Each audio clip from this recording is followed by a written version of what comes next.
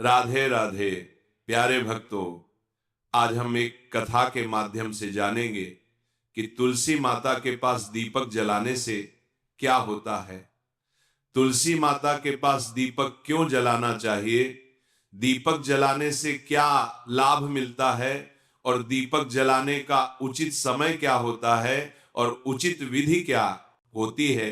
प्रवचन को अंत तक जरूर सुने। आधा ज्ञान लेने से कोई लाभ प्राप्त नहीं होगा, क्योंकि आधा अधूरा ज्ञान हमेशा खतरनाक होता है। तो चलिए शुरू करते हैं। हम सभी जानते हैं कि हिंदू धर्म में तुलसी का पौधा केवल एक वनस्पति नहीं, बल्कि साक्षात वृंदा, साक्षात लक्ष्मी का रूप माना जाता है। हर घर के आंगन में तुलसी का होना अनिवार्य माना गया है। परंतु अक्सर हमारे मन में एक प्रश्न उठता है, और शायद ये जिज्ञासा देवी सत्यभामा के मन में भी उठी थी कि आखिर शाम के समय संध्या काल की उस बेला में तुलसी के पास दीपक जलाने का इतना अधिक महत्व क्यों है। क्या केवल एक दीपक की लौ हमारे जन्म जन्मांतर के पापों को जला सकती है। आज हम आपको वही परम पवित्र और रोमांचक कथा सुनाने जा रहे हैं, जो द्वापर युग में स्वयं भगवान श्री कृष्ण ने सत्यभामा को सुनाई थी। ये कथा केवल एक कहानी नहीं, बल्कि कर्म, पाप, दंड और मोक्ष का एक अद्भुत चक्र है। तो आइए अपने मन को एकाग्र करें और उस प्राचीन काल खंड में चले, जहां इस रहस्य से पर्दा उठाया गया था। भक्तों, ये बात है प्राचीन काल की। दक्षिण दिशा में तुंगभद्रा नदी अपनी पूरी पवित्रता के साथ बहती थी। उसी पावन नदी के तट पर हरिहरपुर नामक एक धर्म नगरी बसी हुई थी। उस नगर का वातावरण मंत्रों और घंटी की ध्वनियों से गूंजता रहता था। वहां हरिदीक्षित नाम के एक ब्राह्मण निवास करते थे। हरिदीक्षित जैसा उनका नाम था, वैसे ही उनके गुण थे। वे वेदों के ज्ञाता थे, शांत चित्त और परोपकारी थे। उनका पूरा जीवन तपस्या और धर्म कर्म में बीता था। किंतु कहते हैं ना कि विधि का विधान बड़ा विचित्र होता है। इतने पुण्यात्मा ब्राह्मण के भाग्य में जो अर्धांगिनी आई, वह अत्यंत क्रूर स्वभाव की थी। शास्त्रों में उसे दुराचारी कहकर संबोधित किया गया है। उसका व्यवहार न केवल अभद्र था, बल्कि धर्म के सर्वथा विपरीत था। वह अपने पति का अपमान करती, उन्हें कटु वचन बोलती और घर के वातावरण को सदैव क्लेशमय बनाकर रखती थी। उसका मन कभी भी गृहस्थी या सेवा में नहीं लगता था। उसके विचार दूषित थे और वह मर्यादाओं को लांघ कर पर पुरुषों की संगत में आनंद खोजती थी। सोचिए, उस ब्राह्मण की पीड़ा जो बाहर समाज को धर्म का उपदेश देता हो, लेकिन जिसका स्वयं का घर अधर्म की अग्नि में जल रहा हो। हरिदीक्षित ने अनेक प्रयास किए कि वह सुधर जाए, लेकिन विनाश काले विपरीत बुद्धि। जब जब ब्राह्मण उसे समझाते हुए और अधिक उग्र हो जाती, वे हमेशा घर छोड़कर जाने की धमकियां देती और कहती कि मैं अपने रूप यौवन को इस गरीबी में व्यर्थ नहीं करूंगी। समय बीतता गया, पाप का घड़ा भरने लगा था, और एक दिन उस स्त्री ने लज्जा और मर्यादा की अंतिम रेखा भी पार कर दी। अपनी काम वासना और धन के लोभ में अंधी होकर उसने अपने पति और अपने घर का त्याग कर दिया। वो अपनी जवानी के मद में चूर होकर घने वन की ओर निकल पड़ी। उसका उद्देश्य था कि वन के पति मार्ग से किसी दूसरे नगर जाएगी और वहां किसी धनवान के साथ विलासपूर्ण जीवन जिएगी। लेकिन भक्तों, यह संसार हमारे मंसूबों से नहीं, कर्मों के सिद्धांत से चलता है। वह स्त्री चलते चलते घने डरावने जंगल के बीचों बीच पहुंच गई। दोपहर ढल चुकी थी और शाम की काली छाया जंगल को अपने आगोश में ले रही थी।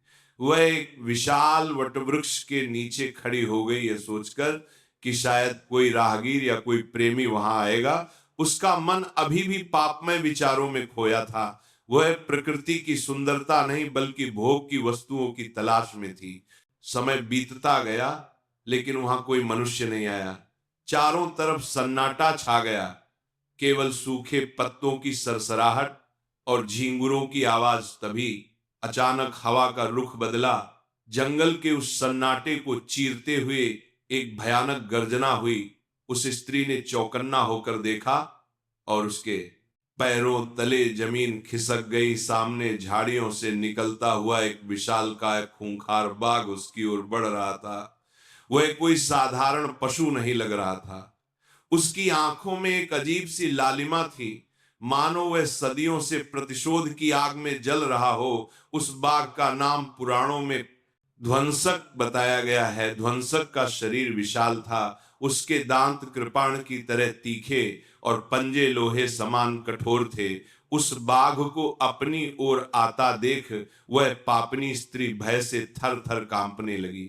अभी कुछ क्षण पहले तक जो स्त्री अपनी सुंदरता और जवानी पर अहंकार कर रही थी, अब मृत्यु को साक्षात देखकर वह अपने प्राणों की भीख मांगने लगी।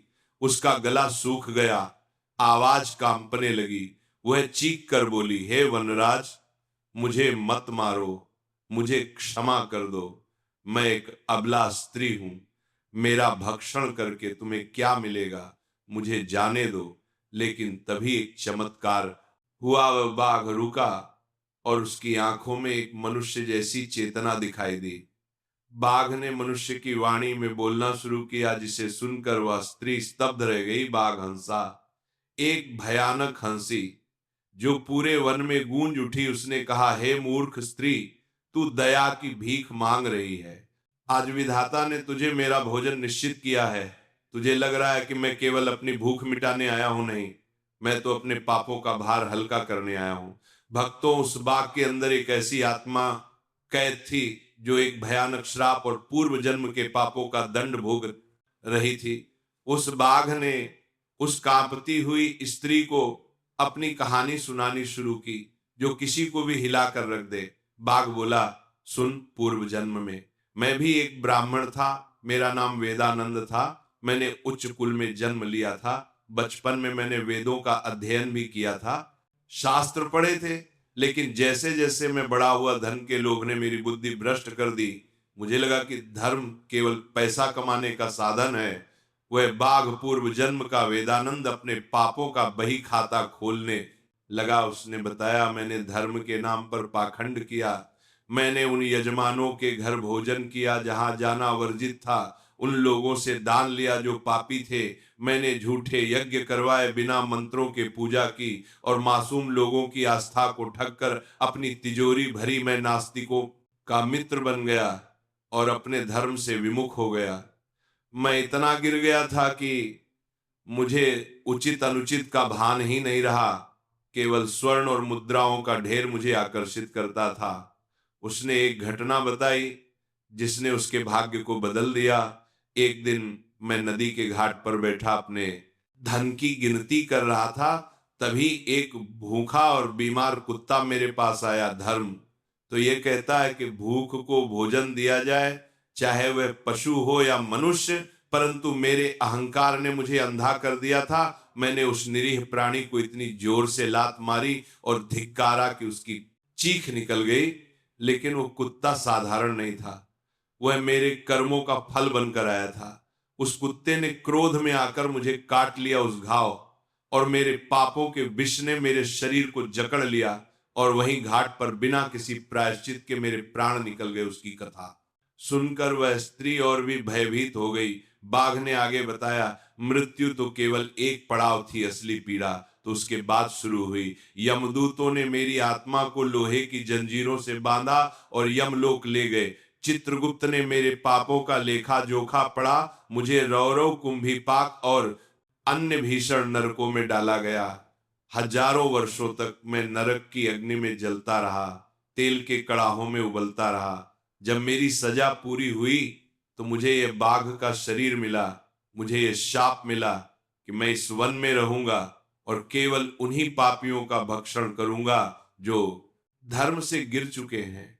और आज तुम मेरे सामने हो। तुमने अपने पति को त्यागा है, तुम काम वासना में लीन हो, तुमने अपने कर्तव्यों का पालन नहीं किया, इसलिए तुम मेरे लिए उचित भोजन हो। तुम्हारा वध करके मुझे मेरे पापों से थोड़ी मुक्ति मिलेगी। बाघ की बातों में एक निष्ठुर सत्य था। वह स्त्री कुछ कह पाती उससे पहले ही काल ने अपना चक्र चलाया। उस बाघ ने एक भयानक हुंकार भरी और एक ही वार में उस स्त्री के प्राण हर लिए। उसका निर्जीव शरीर वहीं वन की मिट्टी में गिर पड़ा। उसकी सांसें थम गई, लेकिन कहानी का अंत अभी नहीं हुआ था। अभी तो उसकी आत्मा की यात्रा शुरू हुई थी। जैसे ही उसकी मृत्यु हुई, वहां अंधकार गहरा गया। यमराज के दूत, जिनके रूप भयानक थे, बड़ी बड़ी मूंछें, हाथ में दंड और पाश लिए वहां प्रकट हुए। उन्होंने उस स्त्री की जीवात्मा को अदम्य शक्ति से खींचकर बाहर निकाला और उसे जकड़ लिया। वह रोती रही, चिल्लाती रही, लेकिन यमदूतों के हृदय में पापियों के लिए कोई दया नहीं होती। वे उसे घसीटते हुए कंकड़ पत्थरों और कांटों भरे मार्ग से यमपुरी ले गए। यमलोक का दृश्य बड़ा ही डरावना था। वहां यमराज अपने सिंहासन पर विराजमान थे, जिनकी दृष्टि मात्र से पापी कांप उठते थे। चित्रगुप्त ने उस स्त्री की पूरी जिंदगी का ब्यौरा सामने रखा। एक एक पल का हिसाब, कैसे उसने अपने पति को दुखी किया, कैसे उसने अपशब्द कहे, कैसे उसने पर पुरुषों की कामना की, और अंत में कैसे उसने घर की मर्यादा को तोड़ दिया।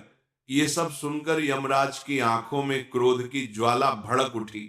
उन्होंने गंभीर स्वर में आदेश दिया, यह स्त्री दया के योग्य नहीं है। इसने पृथ्वी पर रहते हुए केवल पाप ही बटोरे हैं। इसे घोर नरक में डाल दिया जाए। इसे तामिश्र और अंध तामिश्र नरक की यातनाएं दी जाएं। आज्ञा मिलते ही यमदूतों ने उसे नरक के कुंडों में फेंक दिया। भक्तों, नरक की वह पीड़ा शब्दों में बयां नहीं की जा सकती। वर्षों तक, शायद हजारों वर्षों तक वह आत्मा उस पीड़ा में तड़पती रही। कर्मों का फल भोगना ही पड़ता है, चाहे वह देर से मिले या सवेरे। जब उसकी नरक की अवधि समाप्त हुई तो उसे पुण्य पृथ्वी लोक पर भेजा गया। लेकिन मनुष्य योनि में एक उच्च कुल में नहीं, बल्कि एक चांडाल के घर उसका पुनर्जन्म हुआ, पर दुख ने उसका पीछा नहीं छोड़ा। पूर्व जन्म के पापों के प्रभाव से उसे इस जन्म में कुष्ठ रोग कोढ़ हो गया। एक तो नीच कुल में जन्म, ऊपर से असाध्य रोग, उसका शरीर गलने लगा। समाज ने उसे बहिष्कृत कर दिया। न घर था, न परिवार, न भोजन। वह दिन रात भूख और प्यास से तड़पती हुई गलियों में भटकती रहती, दर्द से कराती, अपने भाग्य को कोसती। उसे अपने पूर्व जन्मों की कोई स्मृति तो नहीं थी, पर आत्मा का बोझ उसे प्रतिपल खटकता रहता था। वह दर दर की ठोकरें खा रही थी, शरीर से पीप बहता था, मक्खियां भिन्न भिन्न आती थी, कोई उसे पानी पिलाने वाला भी नहीं था। लेकिन भक्तों, भगवान की करुणा अपार है। वे पाप देखते हैं तो हृदय में पश्चाताप भी देखते हैं। भटकते भटकते एक दिन दैवीय संयोग से वह स्त्री एक पवित्र आश्रम के द्वार पर पहुंच गई। उस स्थान का नाम अंतपुर था। वह शाम का समय था। गोधूलि बेला सूर्य अस्ताचल की ओर जा रहा था और आसमान में लालिमा छाई हुई थी। आश्रम का वातावरण अत्यंत शांत और पवित्र था। उसने देखा कि वहां कुछ सौभाग्यशाली स्त्रियां, जो साफ सुथरे वस्त्र पहने हुए थीं, एक गोलाकार वेदी के पास बैठी थीं। उस वेदी के बीच में एक हरा भरा सुंदर पौधा लहरा रहा था, तुलसी का पौधा। स्त्रियां बड़े ही भाव से घी और तेल के दीपक जला रही थीं और उस पौधे की परिक्रमा कर रही थीं। दीपकों की टिमटिमाती लौ हवा में नृत्य कर रही थी, जैसे कोई दिव्य संवाद हो रहा हो। इस कोढ़ी और पापिनी स्त्री ने दूर से यह दृश्य देखा। उसके मन में एक अजीब सी शांति उतरी। उसने वहां बैठे एक महात्मा से कामपति आवाज में पूछा, महाराज प्रणाम, कृपया मुझे बताइए ये स्त्रियां क्या कर रही हैं और ये कौन सा पौधा है जिसकी इतनी सेवा की जा रही है? क्या इसके पूजन से कोई लाभ होता है? वह महात्मा त्रिकालदर्शी और ज्ञानी थे। उन्होंने घृणा नहीं की बल्कि करुणा से उस रोगिणी की ओर देखा। साधु ने उत्तर दिया, हे पुत्री, तुम जिसे साधारण पौधा समझ रही हो वह साक्षात हरिप्रिया देवी तुलसी हैं। भगवान विष्णु को तीनों लोकों में तुलसी से प्रिय और कुछ भी नहीं। और ये स्त्रियां दीप दान कर रही हैं। हमारे शास्त्रों में लिखा है कि कार्तिक मास में या नित्य प्रति जो भी प्राणी श्रद्धा पूर्वक शाम के समय तुलसी के मूल जड़ में दीपक जलाता है, वह अपने जीवन के अंधकार को नहीं बल्कि अपने जन्म जन्मांतर के पापों को जला देता है। तुलसी के पास जलता हुआ दीपक मनुष्य के दुर्भाग्य को सौभाग्य में बदलने की शक्ति रखता है। महात्मा की बातें सुनकर उस स्त्री के मुरझाए हुए हृदय में एक आशा की किरण जागी। क्या सच में मेरे पाप कट सकते हैं? क्या मुझे भी शांति मिल सकती है? उसे अचानक एक प्रेरणा मिली। उसने देखा कि वहां एक दीपक बुझने की कगार पर था और एक बुझा हुआ दिया वहीं पड़ा था। उसने अपने कांपते और रोगग्रस्त हाथों को आगे बढ़ाया, पास में पड़े तेल को उस दिए में डाला, किसी और दीपक से अग्नि ली और हे हरि हे तुलसी माता कहकर वह दीपक तुलसी के पौधे के नीचे रख दिया। उसने हाथ जोड़े और अनजाने में ही सही पहली बार उसके मन में सच्चा समर्पण जागा। उसने परिक्रमा की और वही जमीन पर लेटकर प्रणाम किया। बस यही वह क्षण था जिसने ब्रह्मांड के नियमों को हिलाकर रख दिया। उस एक दीपक की लौ ने उसके प्रारब्ध के काले पन्नों को जलाकर राख कर दिया। उसी रात उस आश्रम के बाहर ठंडी हवा में पड़े पड़े उस स्त्री के प्राण पखेरु उड़ गए, उसकी सांसें थम गई और फिर वही हुआ जो एक पापी की मृत्यु पर होता है। यमराज के दूत हाथ में काले पास लिए उसे बांधने के लिए वहां आ धमके। उन्होंने उसकी आत्मा को पकड़ लिया और बोले, चल पापिनी, तेरा स्थान नरक में है। तूने इस जन्म में भी केवल दुख ही भोगा है क्योंकि तेरे कर्म खोटे थे। यमदूत उसे घसीटने ही वाले थे कि तभी आकाश मंडल एक दिव्य प्रकाश से नहा उठा। बिजली जैसी चमक और करोड़ सूर्य जैसा तेज प्रकट हुआ। यमदूतों की आंखें चौंधिया गईं। उस प्रकाश के बीच से भगवान नारायण के पार्षद विष्णु दूत अवतरित हुए। उनका स्वरूप अत्यंत दिव्य था। पीतांबरधारी 4 भुजाएं जिनमें शंख चक्र गदा और पद्म थे और गले में वैजयंती माला। उनके मुख पर मंद मुस्कान थी जो अभयदान दे रही थी। विष्णु पार्षदों ने गंभीर स्वर में यमदूतों को ललकारा, ठहरो, इस जीवात्मा को स्पर्श करने का साहस भी मत करना। यमदूत चकित रह गए। उन्होंने डरते हुए लेकिन तर्क के साथ कहा, हे देवदूतों, हम यमराज के सेवक हैं और अपनी ड्यूटी कर रहे हैं। यह स्त्री महापापिनी है। इसके पूर्व जन्म के पापों का कोई अंत नहीं। इसने अपने पति का त्याग किया। इसने कभी धर्म नहीं किया। ये नरक की अधिकारिणी है। आप इसे बैकुंठ कैसे ले जा सकते हैं? ये तो अन्याय होगा। तब विष्णु पार्षदों ने जो उत्तर दिया वह हम सभी के लिए, इस कलयुग के मनुष्यों के लिए अमृत समान है। पार्षदों ने मुस्कुराते हुए कहा, हे यमदूतों, तुम जो कह रहे हो वह तुम्हारे बही खातों के अनुसार सत्य हो सकता है। यह पापिनी थी, इसमें कोई संदेह नहीं। लेकिन क्या तुमने कल शाम का दृश्य नहीं देखा? अपनी मृत्यु से ठीक पूर्व अपने जीवन की अंतिम संध्या में इसने अनजाने में ही सही लेकिन पूर्ण श्रद्धा के साथ भगवान श्री हरि की प्रिय तुलसी के समक्ष दीप दान किया है। पार्षद आगे बोले, शास्त्र गवाह हैं कि तुलसी के मूल में संध्या के समय जो दीपक जलता है वह साधारण अग्नि नहीं होती। उस लौ ने इसके संचित प्रारब्ध और क्रियमाण तीनों प्रकार के करोड़ों पापों को क्षण भर में भस्म कर दिया है। अब यह निष्पाप है जिसने अंत समय में तुलसी की सेवा की हो। यमराज का उस पर कोई अधिकार नहीं रह जाता। अब ये हमारी है और हम इसे भगवान विष्णु के धाम वैकुंठ लेकर जाएंगे। यमदूत निरुत्तर हो गए। उनके पास इस तर्क का कोई उत्तर नहीं था। भक्ति की शक्ति कर्मों के गणित से बहुत ऊपर होती है। यमदूत नतमस्तक होकर वहां से चले गए और फिर उन दिव्य पार्षदों ने उस स्त्री की आत्मा को एक अति सुंदर रत्नों से जड़े हुए दिव्य विमान में बैठाया। सम्मान के साथ देवदुंदुभी की ध्वनि के बीच वह स्त्री जो कल तक कोढ़ी और बहिष्कृत थी अब अप्सरा सा रूप धरकर भगवान के धाम को प्रस्थान कर गई। भगवान कृष्ण ने सत्यभामा को यह कथा सुनाते हुए कहा, हे प्रिय, देखा तुमने तुलसी के पास दीपक जलाने का क्या प्रभाव है? यदि एक महापापिनी स्त्री केवल एक बार दीपदान करके मोक्ष पा सकती है, तो जो मनुष्य नित्य नियम से श्रद्धा और आदर के साथ मेरे और तुलसी के समक्ष दीपक जलाता है, उसके पुण्य का वर्णन तो स्वयं मैं भी नहीं कर सकता। उसके घर में दरिद्रता, क्लेश और दुर्भाग्य कभी प्रवेश नहीं कर सकते। तो भक्तों, यह थी वह पावन कथा। आज के आपाधापी भरे जीवन में हम अक्सर पूजा पाठ के लिए समय नहीं निकाल पाते, लेकिन ये कथा हमें सिखाती है कि ईश्वर को हमारी धन दौलत नहीं, बस हमारा थोड़ा सा समय और श्रद्धा चाहिए। शाम के समय जब दिन और रात का मिलन हो रहा हो, अपने घर के तुलसी चौरे के पास जाएं, गाय के घी का या यदि संभव न हो तो तिल के तेल का एक दीपक जलाएं। हाथ जोड़कर तुलसी माता और भगवान विष्णु का ध्यान करें। आप ओम नमो भगवते वासुदेवाय मंत्र का जाप कर सकते हैं।